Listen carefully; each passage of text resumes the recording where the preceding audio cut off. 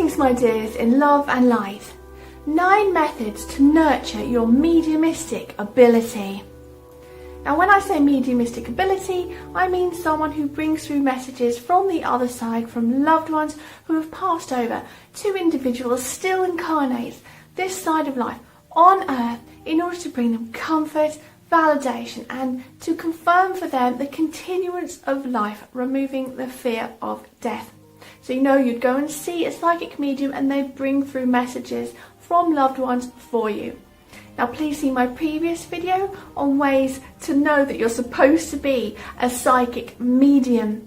And this video is to help you get going with it. If you've had that niggling feeling that you want to start practicing mediumship, this video will help start you on your journey. So you may have been experiencing contact. You may have felt that spirit are coming through to you. You may have felt that your spirit guides are gathering around, ready to help you with this, and they're instrumental gatekeepers in this process for sure. So you may intuitively be feeling drawn to practice mediumship in order to help others receive messages from spirit and gain the comfort they so long for. So here are 9 ways to nurture your mediumistic ability. Number 1 is protection. Okay, I have to start with this because you can't nurture your mediumistic ability if you're not at the right vibration. If you're of a low vibration, this is all about protection, being of a high vibration and doing that inner work in order to make sure that you're whole and happy and content in yourself, as well as other methods I'll tell you about in just a moment. If you're of a high vibration, you will attract positive contact. If you're of a low vibration, feeling sad, depressed, and making contact for the wrong reasons, for example, to make lots of money, then you may attract negative entities. Please see my video on protection for help with this. Now, when you initiate contact, you'll say something like, I initiate communication in the highest good and loving intent. Okay, so you say those few words and use other methods like visualizing your spirit guides gathering around you and providing you with a protective bubble of white light. But as I say, if you're working in a high vibration and you have the attitude that no negative entities are welcome whatsoever, I'm doing this in love and light, that is usually good protection enough. Number 2 is to meet your spirit guides, and they are the gatekeepers for this work. So you'll need to meditate for about 20 minutes or more and visualize yourself in a garden setting, for example, and visualize your spirit guides coming towards you, those that are going to help you with this work, and allow them to sit down next to you. Please see my video on how to meet your spirit guides, and please see my video on how to meet your higher guide for channeling, and these will help you with meeting your spirit guides.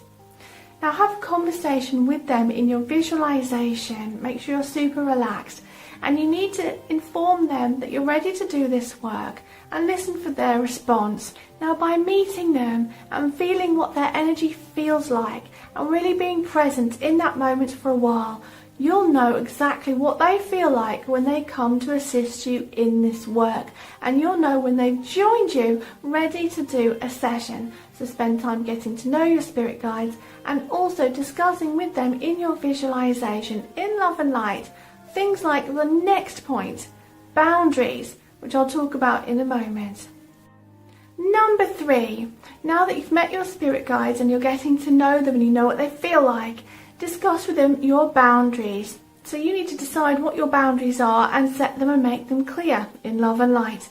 So for example, you will be able to open the door to spirit communication when you want to and close the door again when you choose, and your spirit guides will help you to do this. You'll agree with them, they will filter information, make sure only positive beings come through, and when you decide it's time to end contact, it's time to end contact. You don't want to be bothered at other times of day, and that when you're doing this work, that's the time you're doing it, and you won't be drained at other times. So you just discuss them what you want, what your aims are, that you're going to be practicing mediumship, and you'd absolutely love for them to help you to work well and to learn quickly and to practice in love and understanding and to feel balanced. You're a team after all, so discuss boundaries with your spirit guides and let them know so that they can help you. You don't have to do this work alone. Number 4 is to remove fear. Now, it's really important that before you commence your journey as a psychic medium that you're not experiencing fear about the whole thing. Some people are still afraid of ghosts, afraid of earthbound spirits when they go into mediumistic practice, and it just can't be this way. You have to have those key realizations where your fear is removed, otherwise you'll attract entities of a negative vibration that will feed on that fear. If you're of a positive vibration, the negative entities won't want to come near you because you'll be poisoned to them in case some of your positivity rubs off on them. So key realizations about the nature of spirits, such as they're just people like us, help you to remove the fear. Please watch my video on how not to be afraid of ghosts or earthbound spirits before moving on with your mediumistic work. Number 5 is to relax down or meditate. Now, any mediumistic work, any spirit contacts, it's best to be in a relaxed state. 1, because it may not work otherwise, and 2, because you need to be able to discern your own thoughts and emotions and visuals from those that are coming through to you. And in a relaxed state and from your points of awareness, watching thoughts come and go so that you're not the thoughts, you're the observer of the thoughts, you'll be able to discern the messages coming through much more easily apart from your own thoughts. Also, by lowering your brainwaves in this way to the alpha or theta state and being quiet, then you're much more able to receive and your vibration is higher. Number 6 is to start listening. Now, I said a moment ago about how to discern your own thoughts from those concepts and bits of information that are coming through. But you really need to listen. Be quiet. Just listen to creation and have a feeling for what's coming through. Just feel for what's coming through.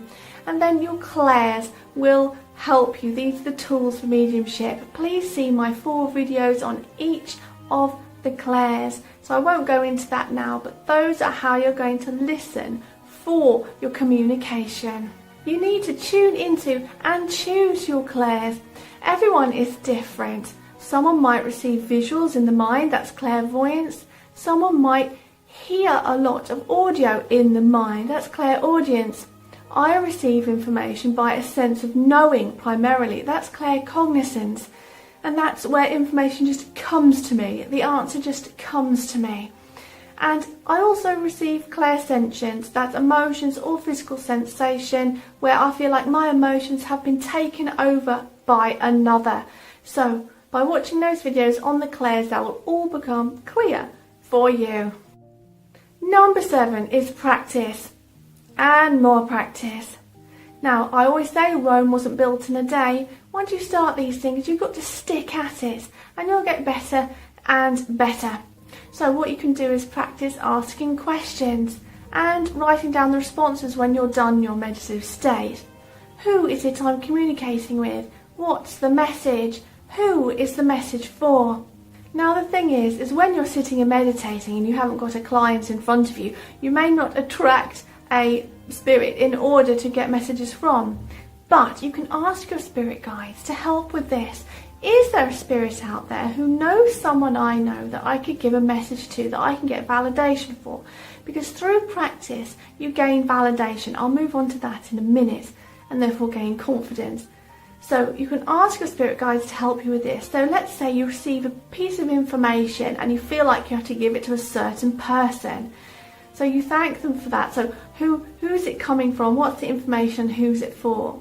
And then if you feel okay about it and ready to do such a thing, you can give that information to the person you feel. Now that's your decision whether you feel ready to do that or not. Okay, so it's practice making contact, feeling for spirit, what it feels like, ask those questions, feel what it feels like using your clairs to receive the information, and then pass the information on. And that leads me on to point 8, start practicing on others. Now this is where you start to build the confidence, because we want that all-important validation. By practicing on others, we see their responses and get to know if what we're feeling for is correct information and how we're interpreting it. That's the thing as well about spirit contact. It's just the same as talking to someone in life. Well, not as easy as that. Talking to someone in life, it's a matter of whether you understand them correctly as to whether you perceive what they're perceiving. It's the same with spirit, but a bit harder, because you're not able to sit down and have a chat and a cup of tea with them, are you? The information comes through in a subtle way, and it can be all about how you interpret those messages coming through.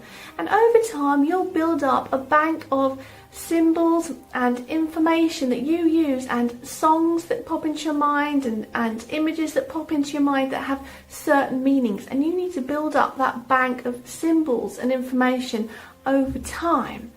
But you need to practice on people. Please see my 2 slightly older videos on how to become a medium, and these are longer videos that are packed full of information. There's a part 1 and a part 2 packed full of information on how to start practicing as a medium. Now you can practice in spiritual groups. You can go to your local spiritualist church and sit in on their open circle, and you're trying to find people that you don't know that you can practice on. There's many groups that you can go to. Even look on Facebook communities, see if there's any groups on there, physical groups you can go to. It's best if you meet up face to face in person at first in order to really feel their energy. But the more strangers that you can practice on, that they're happy to receive, make sure you have their consent of course, the more validation you receive, and therefore the more confidence you build. And number 9, just following on from that, is to join a group. So as I said, most towns and cities have a spiritualist church. Most do anyway. In the UK and in the US, I found that many larger cities have a spiritualist church, and mediums will come and do readings with the audiences there. As well as that, they usually have an open circle where people can come along and practice mediumship themselves, and that involves practicing on other people you don't know in love and light, and then you gain that validation and that confidence. And as I say, meetup.com is another place where you can meet spiritual people. You can start your own group or other groups that you might find on Facebook or online. It's good to meet up in person and practice on others before you start having formal readings with clients. So I hope that gives you a taste of mediumship practice. I want you to know, many people say this, that mediums are born, they're not made. But I'll say we are all spirit ourselves. We're all existing in this energetic reality. We all have these abilities. It's just some people are switched on more than others. And this video is for those who feel a calling to do it. If you don't feel a calling to do it, well, you won't stick to it, and, you know, no harm done. But if you feel a calling to do it, and you feel like you have the ability to become a medium, then it's for you then. It's that intuitive feeling that you want to do it, and you've got those abilities switched on most likely. Those who don't, they'll probably try at it and find, you know, I can't do it, I'm not getting too much good validation, and then stop. But it doesn't mean that you don't have the ability. You do, it's just not so switched on in this life. It may not be your calling or your purpose, so don't worry about it. So don't forget to click subscribe if you're not already a subscriber, to receive regular spiritual inspiration on your journey through life. Like and share also, because we're raising the mass vibration together. So go now in love and peace.